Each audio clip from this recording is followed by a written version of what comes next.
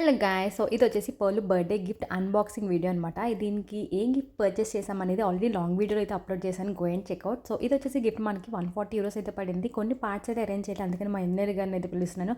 So ఎలా ఉంటది ఏంటని చూద్దాం. Let's do.